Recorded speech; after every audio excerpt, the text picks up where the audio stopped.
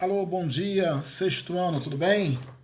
Então, nós vamos à nossa aula, né, de número 5, o Império Romano em crise. Então, o que é que você vai fazer agora? Pega o seu livro, né, página 178, e nós vamos começar a nossa aula, ok? Então é o seguinte, o Império Romano, né, vocês sabem, né, já estudaram comigo, que o Império Romano ele foi um dos maiores impérios do mundo. Né? Durou quase 1000 anos de dominação da Europa. É um projeto muito grandioso, né? Que começou numa pequena cidade, né? A cidade de Roma, e depois a cidade foi evoluindo, né? Veio vários períodos, né, de organização política desse império. Então nós vamos ter o primeiro período, que era o período da monarquia, onde, né, Roma tinha um rei. Depois passamos pela República e depois pelo Império. Mas como tudo na vida, né, tem o início e tem o fim, né, o Império Romano ele começa a entrar em crise. Né, e é isso que nós vamos estudar hoje no capítulo 15, página 178. Ok? Na época que atingiu a sua maior extensão, no século II, o Império Romano passou a ter dificuldades para manter seus territórios e para obter novas conquistas. Teve início, então, um período de crise motivada por fatores políticos, econômicos, militares e culturais. Né? Como a sociedade romana estava baseada no trabalho escravo, o fim das guerras de conquista afetou profundamente a economia do império. Uma vez que a escravidão de pessoas ocorria principalmente entre os povos derrotados nesses combates. Né? Então, como é que eu posso explicar? Que a economia do Império era baseada nas guerras, na dominação.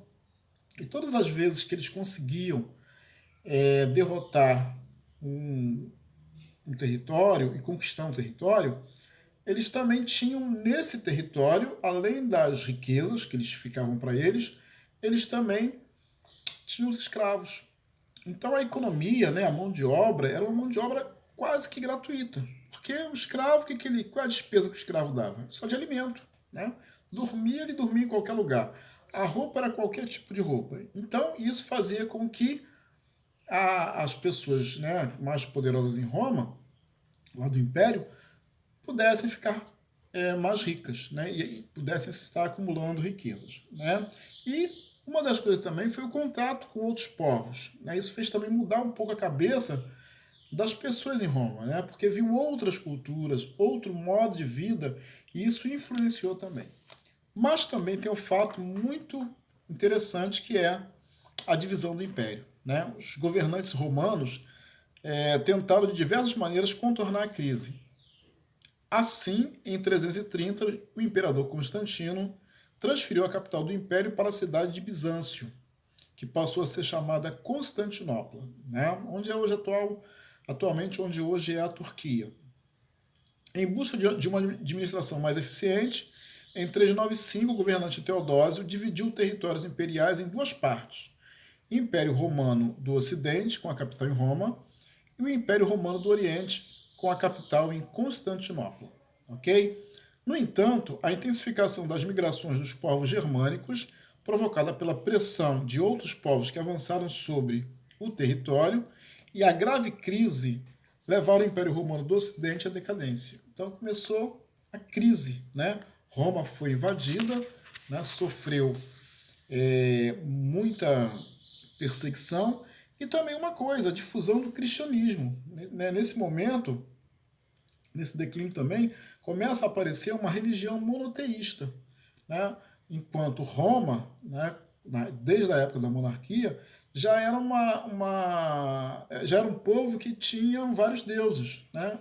Eles eram politeístas. Então, com a ideia de ter uma religião monoteísta, isso também enfraqueceu é, o povo romano, né, o império.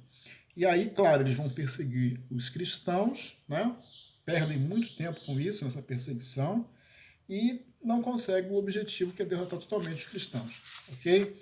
E outros fatores também influenciaram para essa derrocada do povo do Império Romano, tá? As migrações, né, germânicas, os ataques dos germânicos, os ataques dos bárbaros também vieram a enfraquecer o Império Romano. E isso fragmentou muito o Império, né? E aí deve haver um período de transição, ok? Então, até a nossa próxima aula. Fiquem com Deus, estudem, né? Porque uma das formas de revolucionar o mundo é através da educação. Um abraço, fique com Deus.